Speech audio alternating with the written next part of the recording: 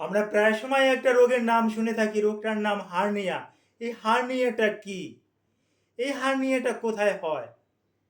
কেন হয় হার্নিয়া? হার্নিয়ার কি কোনো ঔষধ আছে? ঔষধ থাকলে ঔষধ কি? এ বিষয়ে আমি বিস্তারিত আলোচনা করব। আপনারা ভিডিওটা না টেনে পুরো ভিডিওটা দেখার চেষ্টা করুন। আসসালামু আলাইকুম রহমতুল্লাহি ওয়া বারাকাতুহু। আমি ডাক্তার মীর শহীদুল ইসলাম।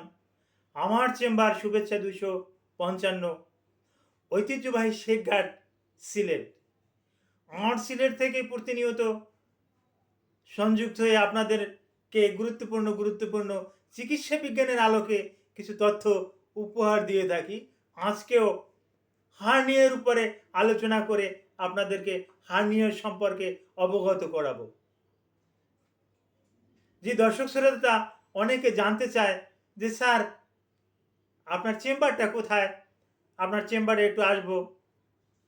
যারা নূতন দেখেছেন তারা অনেকে জানেন না, তাদের উদ্দেশ্যে বলছি, অলরেডি বলছি, শুভেচ্ছা 255, শেখঘাট, সিলেট। ওই ভাইদেরকে বলবো আপনি একটু গুগলে যান, গুগলে গিয়ে সার্চ দেন, গুগলে গিয়ে লেখেন ডাক্তার মীর শহীদুল ইসলাম। এটা লেখা মাত্রই আপনি পেয়ে যাবেন আমার ভিজিটিং কার্ড, আমার মোবাইল নাম্বার, আমার লোকেশন, এগুলো পেয়ে যাবেন।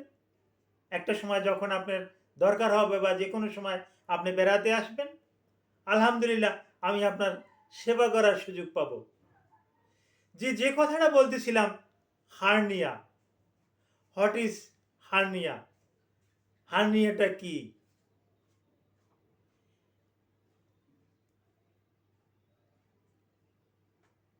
হার্নিয়ার সংজ্ঞাটা হচ্ছে leakage of abdomen, we called it hernia.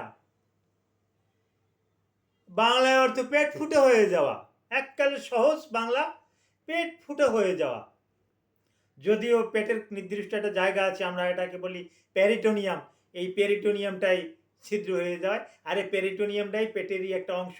এটা ফুটো হয়ে যায়। কেন ফুটো হয়ে যায় এ ব্যাপারেও আসতেছি। আপনি যদি স্বাভাবিকের থেকে আপনার স্থূলতা বেশি থাকে, আপনি যদি ওবেসিটিয়ান হন, তাহলে আপনার পেট ফুটো হয়ে যাবে।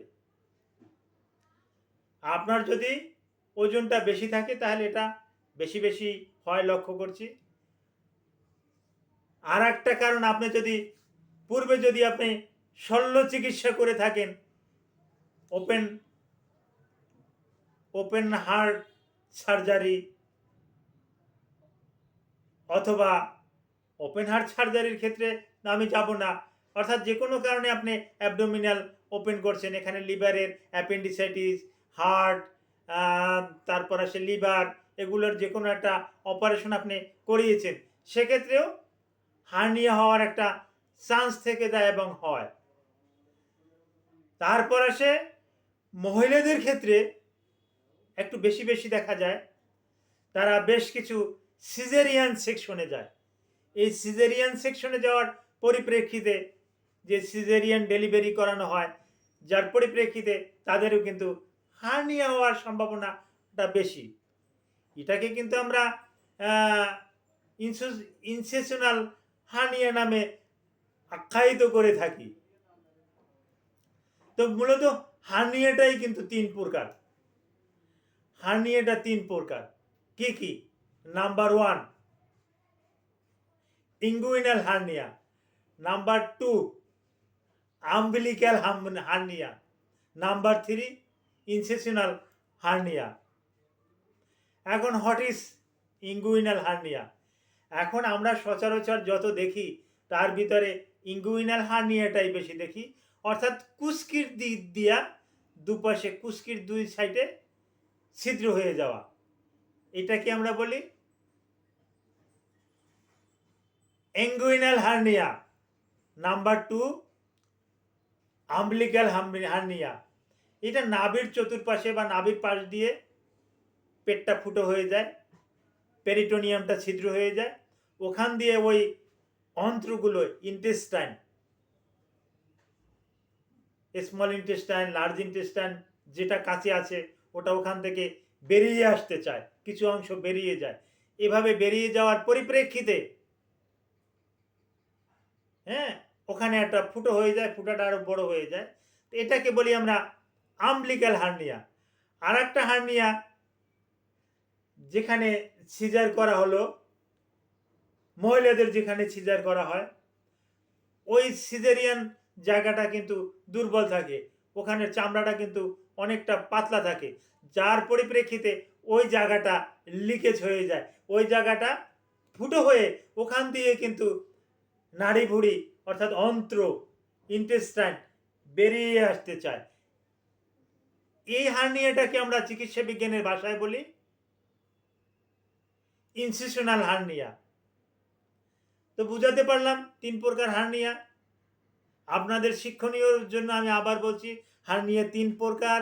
নাম্বার 1 ইঙ্গুইনাল হার্নিয়া, কুঁচকিতে হয়। নাম্বার 2 আম্বলিক্যাল হার্নিয়া, এটা নাভির চতুর্পাশে হয়। নাম্বার 3 ইনসিশনাল হার্নিয়া, অপারেশনের জায়গাতে, বিশেষ করে মা বোনদের সিজারিয়ানের যে জায়গাটা অপারেশন হয় ওর আশেপাশ দিয়ে এই অ্যাবডোমেনটা ফুটো হয়ে যায়, পরবর্তীতে ওখান থেকে নাড়ি বুড়ি বেরিয়ে আসতে পারে। এটাকে বলা হয় আম্বলিক্যাল হার্নিয়া। আশা করি বুঝাতে পেরেছি। এবারে আপনাদেরকে বুঝাবো হার্নিয়া কি ওষুধে ভালো হয়? না দর্শক শ্রোতা, হার্নিয়া কোনো ওষুধে ভালো হয় না। হার্নিয়ার অদ্যাবধি পর্যন্ত কোনো ওষুধ নাই, আর ভবিষ্যতেও এর কোনো ওষুধ থাকবে না। একটু লক্ষণটা কি? লক্ষণটা যেখানে ছিদ্র হয়ে যায় ওই জায়গাটায় প্রচণ্ড বেদনা করে, প্রচণ্ড বেদনা করে, ওই জায়গাটা ফুলে ওঠে। একটা কবুতরের ডিম হাতের উপরে রাখলে, কোয়েল পাখির ডিম হাতের উপরে রাখলে যতটুকু বড় হবে বা তার থেকেও বড় আকারের বা একটা ডিম আকৃতি ফুলে উঠতে পারে। এটা বসা অবস্থায় ফুলাটা বেশি দেখা যেতে পারে। এভাবে চিত হয়ে শুয়ে থাকলে তখন আর দেখা যায় যে এই ফুলাটা আর দেখা যাচ্ছে না। এই এই একটা লক্ষণ। আর আরও কিছু কিছু লক্ষণ আছে, তার ভিতরে ক্ষুধামন্দা, জ্বর, অস্বস্তি ভাব, পেটে জ্বালা পোড়া, এরকমের সমস্যাগুলো দেখা যায়। আচ্ছা, তাহলে মেডিসিন দ্বারা এর চিকিৎসা নাই, এর চিকিৎসাটা কি? এর একমাত্র চিকিৎসা হার্নিওপ্লাস্টি। হার্নিওপ্লাস্টিটা কি?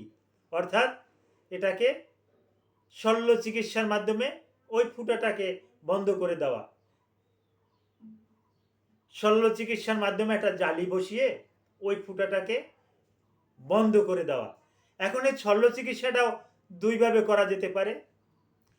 ল্যাপ্রোস্কোপি সার্জারির মাধ্যমেও শল্য চিকিৎসাটা সম্ভব। আবার পুরো অ্যাবডোমেনটা সনাতন পদ্ধতিতে পূর্বের নিয়ম অনুযায়ী ডক্টররা এই ল্যাপ্রোস্কোপি আবিষ্কারের আগে যে অপারেশনটা করতো, এই রকমের অ্যাবডোমেনটা কেটে, পেটটা কেটে তখন ওই ফুটোটা বন্ধ করে আবার সেলাই করে দেওয়া। এই সিস্টেমেও করা যায়। যেভাবেই করুন না কেন, এই অ্যাঞ্জিওপ্লাস্টি করানোর পর, এনজিও না, হার্নিওপ্লাস্টি, এই হার্নিওপ্লাস্টি করানোর পর আপনি পুরোপুরি হার্নিয়া থেকে মুক্ত পাবেন। তো আশা করি হার্নিয়া সম্পর্কে আপনাদেরকে একটু ধারণা দিতে পারছি। এরপরেও যদি আপনাদের আরও কিছু জানার থাকে আমাকে নক করবেন, কমেন্টস করবেন, আমি উত্তর দেওয়ার চেষ্টা করব। Thank you all.